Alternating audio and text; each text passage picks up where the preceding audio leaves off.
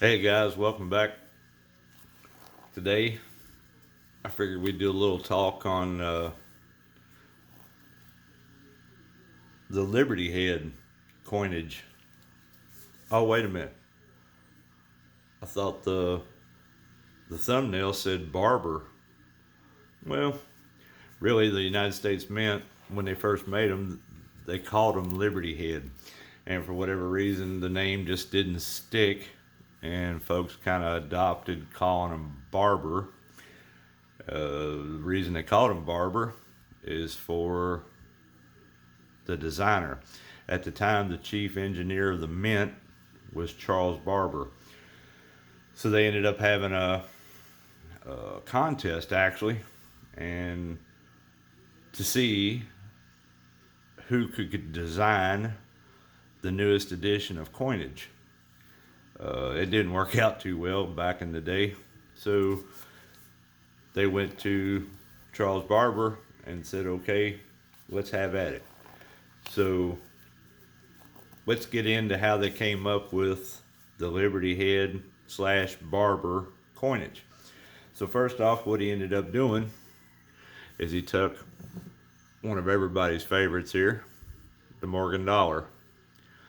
He used this head image, and what he did was flipped it 180 degrees to face the opposite way. Now, he did take, you notice how long the hair is on the Morgan. He made the hair shorter and almost in the same places where this Liberty is. He added a capped wreath with Liberty in it. We'll get into that here in a second. So for the reverse, he went with the almost identical design. This is a seated Liberty. So he went with almost the identical design for the reef that is on the seated Liberty dime. Now, so this pertains to the dime. So here we have,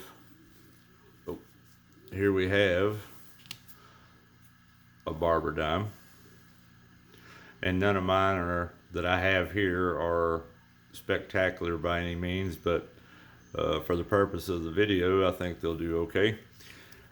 So back what we was talking about. So again, this one's fairly worn. It's hard to tell, but if you look side by side,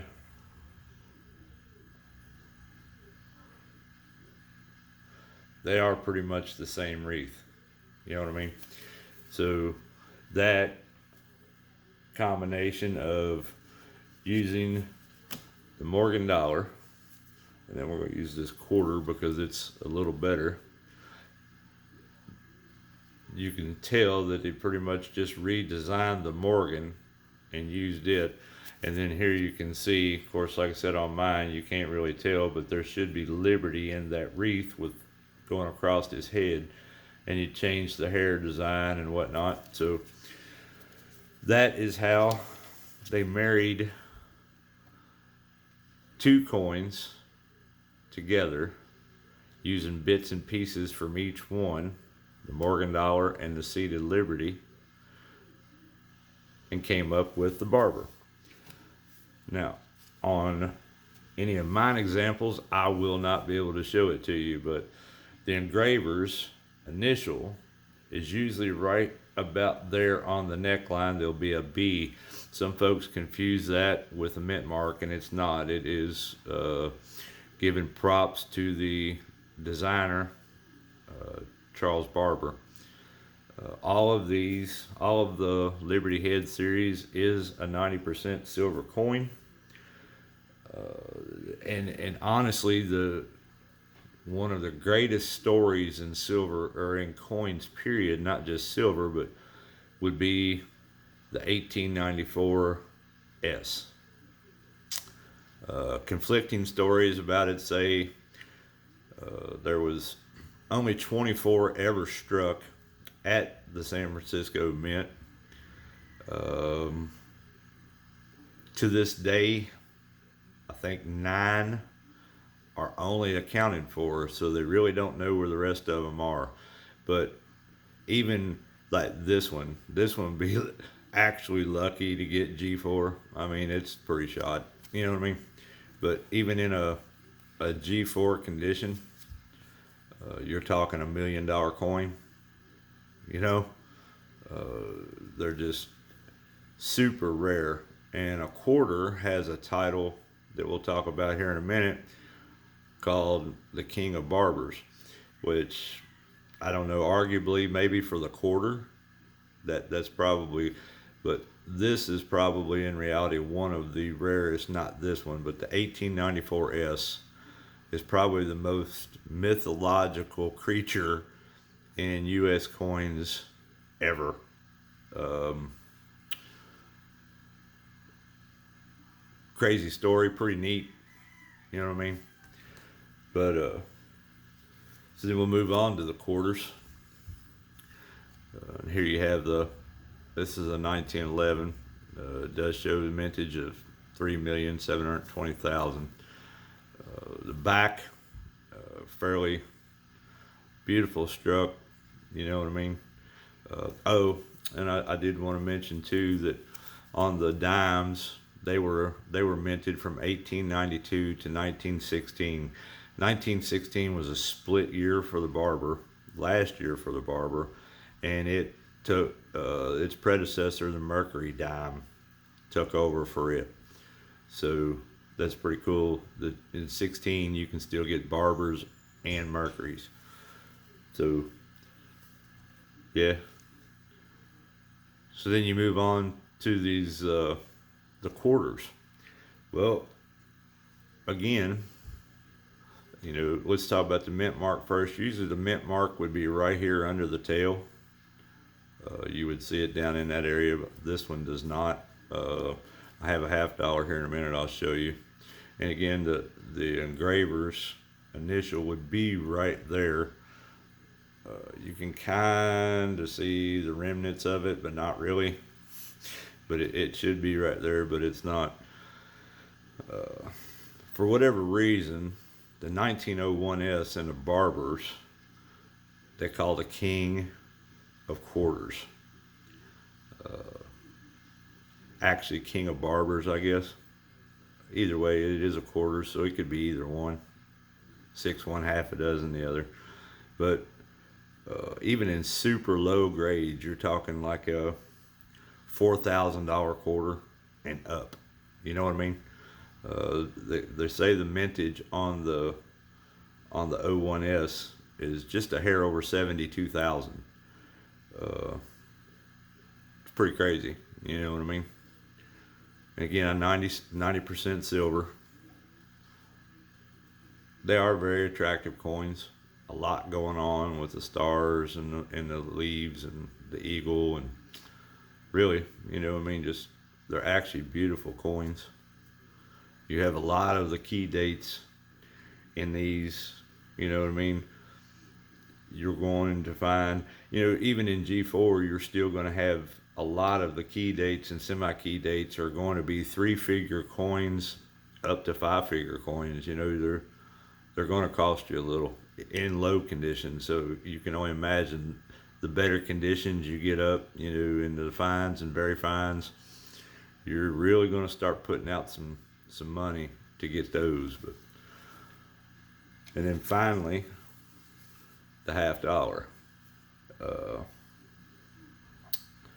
Again, this none of mine that I have here is going to be. I mean, you can kind of see right there right above the 1. You can kind of see the remnants of the B for Mr. Barber there. The engraver's initials. And then on this one, I think I'll be lucky enough. You can tell right there under the eagle's tail feathers, you can see the D. All 3 of these, the dime, the quarter, and the $50, were minted in Philadelphia, Philadelphia, Denver, New Orleans, and San Francisco. Pretty cool. The one for this one that everybody talks about in the half dollars is the 1892 O, which is the micro O. They only know of less than 100 in existence. And again, there you're talking about in a very low grade where you use G4, you're talking a $4,000 plus half dollar. You know what I mean? So, kind of going back to my video the other day about the generic silver and U.S. coinage, you know, you show me any of those generic silver rounds or any of the premium silver rounds that's going to carry, you know, that kind of numismatic value. I just don't ever see it happening, but it's possible, I suppose. But you know, on the quarters, I forgot to mention as well, this one also, it was minted 1892 to 1916, with 1916 being a split year that went to the Liberty stand-in quarter that we all term SLQs. But yeah, so you'll find 16 Barbers and 16 stand-in Liberty quarters. Now on the half dollar, they was minted from 1892 to 1915, unlike the dime and the quarter that went into 16. At the end of 15, they decided to come out with a new half dollar, and its predecessor was the Walking Liberty half dollar that took over in 1916. So yeah, that's pretty neat. I just think that, you know, the more we know about U.S. coinage, constitutional coinage, you know, the better off we are. I just see a lot of folks out here spending money on these pretty rounds, and these got all these designs and DC characters and Marvel characters and Pac-Mans and blah blah blah. I just really never see those coins, rounds, whatever you want to call them. I don't ever see them ever being worth what our government-backed currency is. You know what I mean? I may be wrong.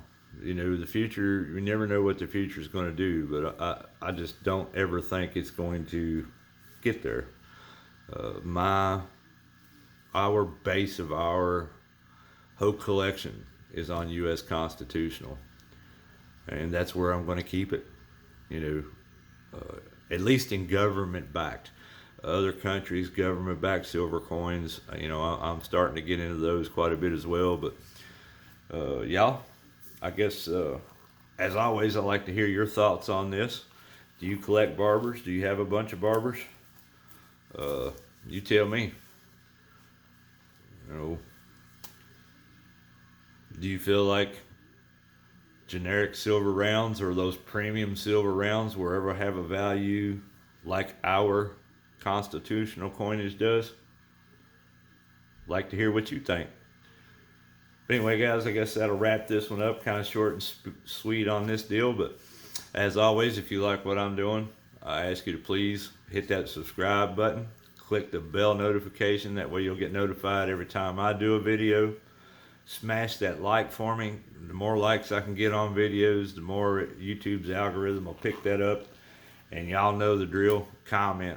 Talk to me. Let's have some discussion. I guess that'll wrap it up for this one. Until next time, thank y'all for watching, and have a great day.